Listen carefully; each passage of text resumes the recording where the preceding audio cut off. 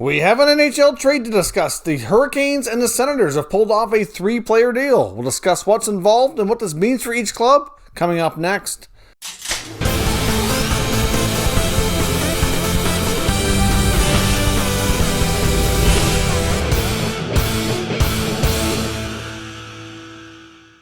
So welcome back to another video here at Top Shelf Hockey. Now, as I mentioned, we have an NHL trade to discuss here today, and 3 players are swapping uniforms. We have a deal between the Carolina Hurricanes and the Ottawa Senators. Now, as we know, the Ottawa Senators have a lot of pending UFAs. They brought in several veteran players on one-year deals, many of which just have not really been working out, and there's been a lot of speculation that some of these guys would likely be flipped for other players or draft picks or something as the season went along to kind of unload them to see what they could recoup in return. So this will start that process. We have veteran forward Cedric Paquette as well as Alex Galchenyuk, both recently acquired by the Ottawa Senators, traded to the Carolina Hurricanes in exchange for forward Ryan Dzingle. Now, all 3 players involved in today's trade are all pending unrestricted free agents, and they're all relatively close in age as well. Now, Paquette as well as Galchenyuk are both 27 years old. Of course, Paquette was just with his second team in Ottawa, so going to Carolina will be his 3rd team after spending several years with the Tampa Bay Lightning organization, where he won a Stanley Cup this past season. Of course, Galchenyuk, though, cannot say the same after being the number 3 overall pick by the Montreal Canadiens several years ago.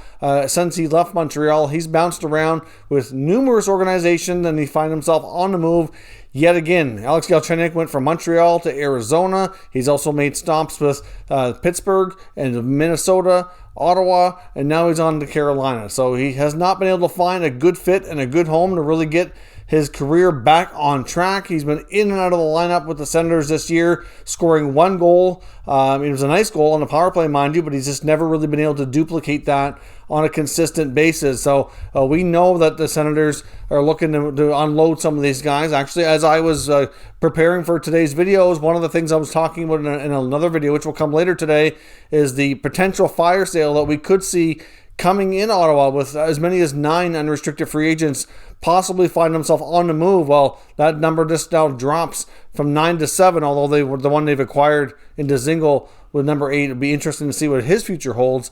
But in this case, they get back a player in Ottawa that they're very familiar with. Of course, Ryan Dzingle started his career in Ottawa, was drafted by the Senators, was there through their minor league system, came up through the ranks, and played his best hockey with the Sens ever since he was traded.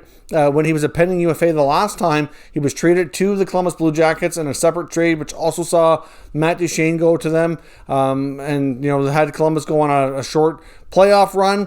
Of course, things didn't really work between Dzingle and Tortorella. Wasn't a great fit in Columbus. He left as a free agent and signed in Carolina on a shorter term deal, which is now coming near its end. So he's in the final year of his contract, where he's making $3.3 million. The other 2 contracts between Paquette and Alex Galchenyuk only total under $2 million. So the Sens cap hit goes up, but they get lots of space.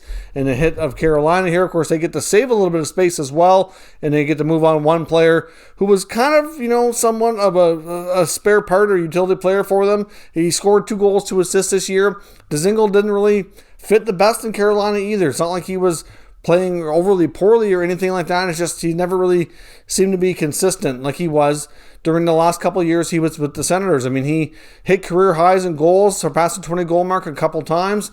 Maybe he stays. I don't know. I mean, if you look at the Senators reacquiring him, they know what they're getting, and I would suspect that they would have interest in extending him. Whether or not he has interest to stay, I don't know, because obviously the players that he played with when he was playing his best hockey and putting up career highs are mostly all gone now. There's not too many players left in Ottawa that he would have played with. There are a few that would have been coming up through the ranks, for example, but not a lot of the regular top 6 players that were there at the time. So we will see how this works, but this is certainly the kind of deal for Ottawa. I really like it. They get to shed some players that were kind of becoming dead weight for them, players they were not using on a regular basis and didn't really seem to fit there in Paquette as well as Galchenyuk. So they get to be moved along to Carolina. Carolina gets to move to Dzingle, which obviously they had interest in doing. Ottawa gets a player they're very familiar with a lot of speed, who can hopefully play a bigger role and resume where he left off when he was last in Ottawa. So we'll see how this all works out. But especially if Ottawa re-signs Dzingle and extends him, I would suspect this could be a really good deal for them longer term. Difficult to say what the future holds for Paquette and Galchenyuk with the Carolina Hurricanes.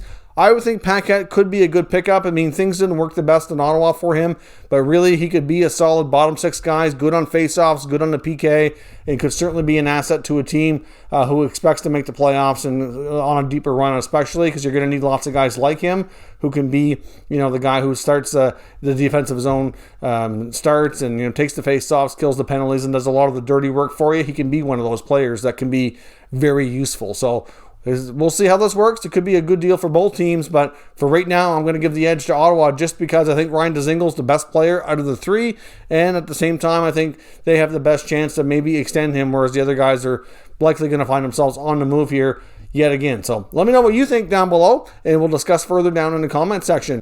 If you're new to the channel, consider subscribing and turning on your notifications so you don't miss any future content, and give this video a thumbs up if you enjoyed it. I'd appreciate it if you did. As always, thank you for watching, and I'll catch you next time.